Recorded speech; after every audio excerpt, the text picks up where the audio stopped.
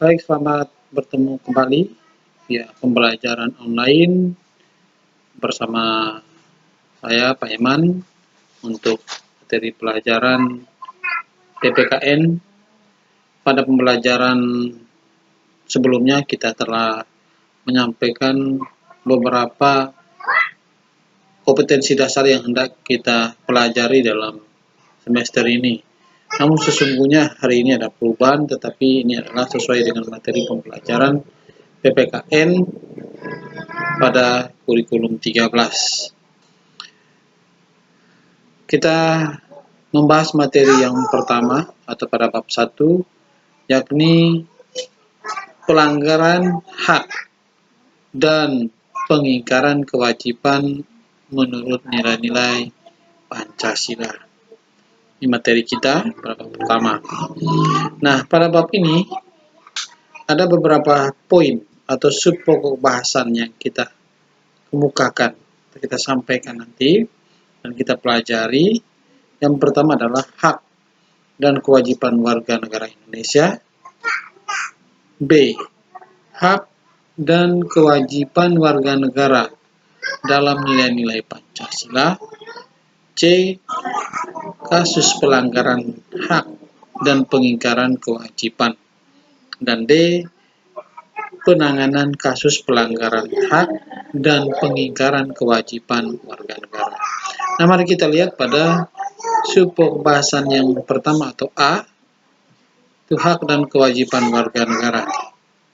Nah, mari kita membahas satu persatu tentang hak dan kewajiban warga negara.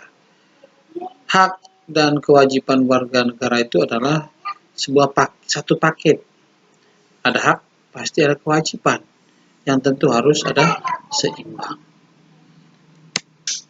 Mari kita perhatikan hak dan kewajiban warga negara terhadap negara. Nah, hak warga negara yang pertama adalah hak kesamaan kedudukan di hadapan hukum dan pemerintahan. Tiap warga negara punya hak yang sama.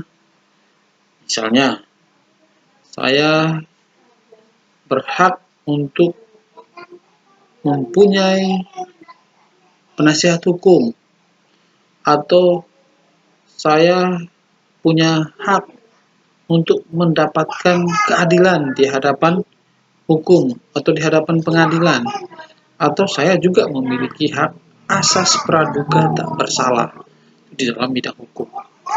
Yang kedua, hak atas pekerjaan dan penghidupan yang layak bagi kemanusiaan. Setiap orang punya hak yang sama.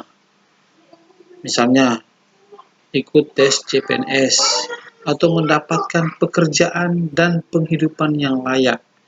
Jadi negara punya kewajiban menyiapkan pekerjaan atau memfasilitasi bagi warga negara. Yang ketiga adalah hak berpendapat, kebebasan menyampaikan pendapat, baik itu secara lisan maupun secara tulisan. Yang keempat adalah kemerdekaan dalam memeluk agama dan kepercayaan yang sudah diakui di Indonesia. Jadi kita silakan memeluk salah satu dari agama yang ada yang sudah diakui. Yang kelima, hak ikut serta membela negara. Nah, bela negara itu tidak cuma hak, tetapi bela negara itu juga merupakan bagian daripada kewajiban warga negara Indonesia yang memang sudah diatur di dalam pasal 27 dan pasal 30, yaitu setiap warga negara berhak dan wajib ikut serta dalam usaha pertahanan dan keamanan negara atau bela negara. Yang berikutnya, hak mengembangkan kebudayaan nasional. Di dalam Undang-Undang Dasar Negara Republik Indonesia tahun 1945 sudah diatur, khususnya pada pasal 32. Yang berikutnya adalah hak atas kesejahteraan sosial.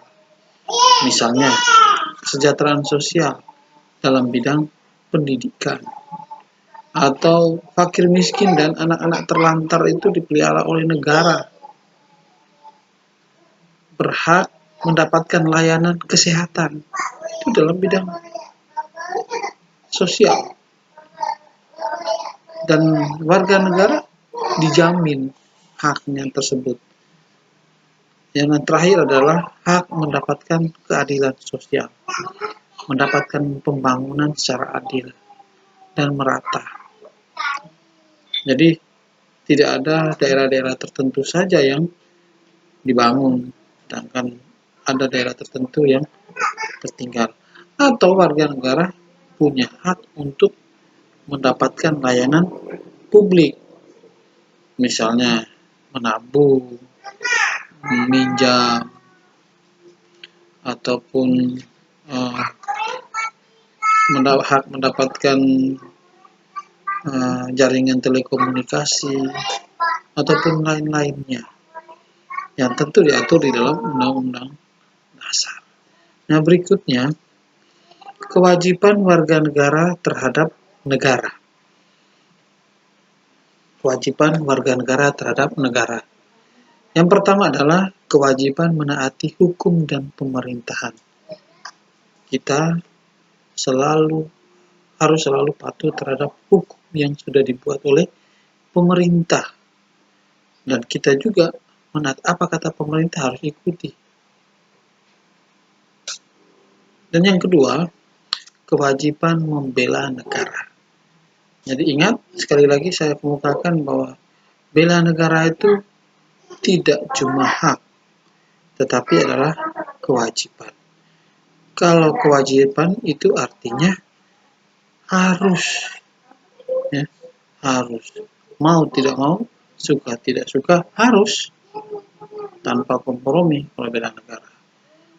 Yang berikutnya adalah kewajiban menghormati hak asasi manusia orang lain. Jadi intinya, kalau kita mau dihormati, kita juga harus menghormati orang lain. Nah, itu. Yang keempat, kewajiban dalam usaha pertahanan dan keamanan negara. Itu sudah diatur di dalam undang-undang, khususnya pada pasal 30. Itu adalah hak dan kewajiban warga negara. Kita lanjut pada poin yang berikut, yang kedua, ya, hak negara atau pemerintah. Jadi pemerintah itu punya hak. Jadi bukan cuma warga negara yang punya hak, tapi negara juga punya hak.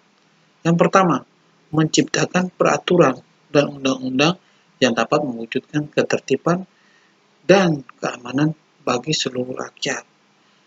Membuat undang-undang. Siapa sih yang membuat undang-undang? Yang membuat undang-undang itu adalah Presiden atas persetujuan DPR, atau sebaliknya, dibuat oleh DPR atas persetujuan Presiden demi terwujudnya keamanan bagi seluruh rakyat. Yang berikutnya adalah melakukan monopoli terhadap sumber daya yang menguasai hajat hidup orang banyak.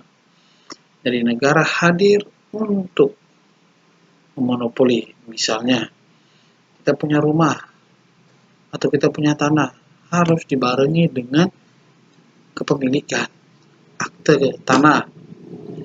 Atau punya kendaraan, dibarengi dengan apa? Bukti kepemilikan kendaraan bermotor. Tuh. Yang ketiga, hak negara untuk dibela. Sudah diatur di dalam pasal 27 dan pasal 30. Dan yang keempat adalah hak negara untuk ditaati hukum dan pemerintahannya. Selain itu, kewajiban negara itu diatur di dalam pembukaan Undang-Undang Dasar 45, khususnya di alinea keempat.